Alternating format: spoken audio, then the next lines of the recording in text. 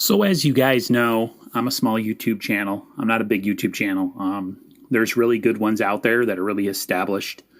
Nothing But Niners comes to mind. You have Grant Cohn, who is a beat reporter and also a columnist for Sports Illustrated, and he used to work for the Santa Rosa Press Democrat.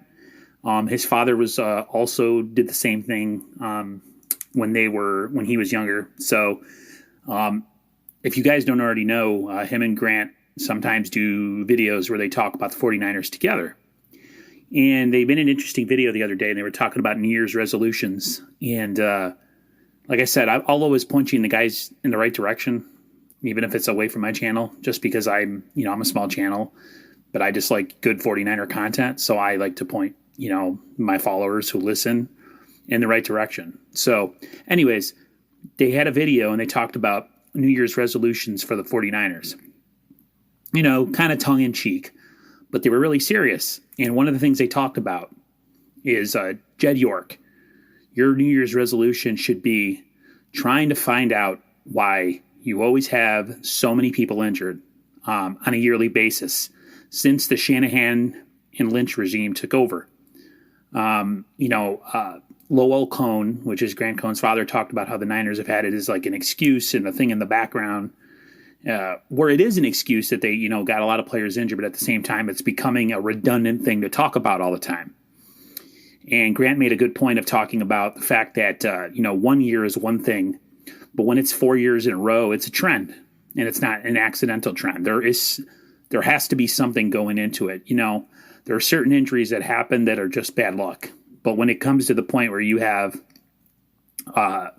anywhere from 20 to 28 players on injured reserve, and it happens over a 3 to 4 year period, there definitely has to be some legwork done to figure out what exactly the problem is. They talked about everything from if they practice too lightly in training camp. Now, this year was a blip, but I'm talking about over their 4 years together. Do they practice too lightly and not, thud up in practice, as they would say? And then I guess they were talking about how Coach Harbaugh used to say that when you tackle in practice, it builds up like a contact callus. So the guys, when they hit to the season, they're not, when they get hit for the first time, they're not getting injured. They kind of build a callus. And that the 49ers maybe practice too lightly during training camp to avoid injury and end up having more injuries. Maybe it's the surface that they practice on. Maybe they practice too much and too hard during the week. There's been reports that they go pretty heavy in practice game week, and that other people on the team have talked to other people on other teams and complained about it, that it's something that the 49ers do. And that maybe that's why they're having a lot of injuries. And then, of course, my biggest issue, and you guys know for all the people that have been on my channel, strength and conditioning staff. Like, what's the issue? Call other teams, see what they're doing, see whatever other teams are doing that are successful, and, copy that. I mean, like I said, 4 years is a trend. This isn't like a blip on the radar, where it's just, we have some guys down and, we have our backups playing. Now, I mean, they're getting to the point now where it's like every single year. One of the things they talked about also is the way that they draft or the way that they sign free agents. Stay away from guys that have injury history or people that have a history of, lower leg injuries. Debo had hamstring injuries coming out of college. Jalen Hurd had somewhat of an injury history coming out of college. Nick Bosa had an injury history coming out of college. So, you draft guys who are injured in college and they become injured pros. Free agency, the same thing. The Dee Ford signing was probably one of the worst signings ever in history. The Chiefs knew about it. The Chiefs completely bamboozled the 49ers, and now the Niners are paying for it. So you put all those things into a hat and you try to figure out what the best course of action is going forward. And I thought it was a great video.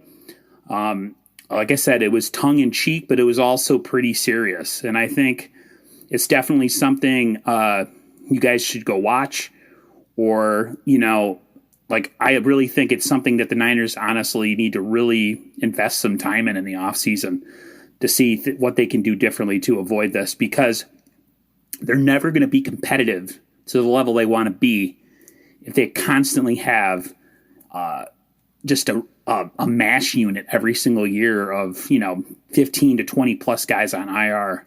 And if your quarterback's on IR, you better have a high level backup, and they don't have a high level backup. And he even got hurt this year, so it tells you something.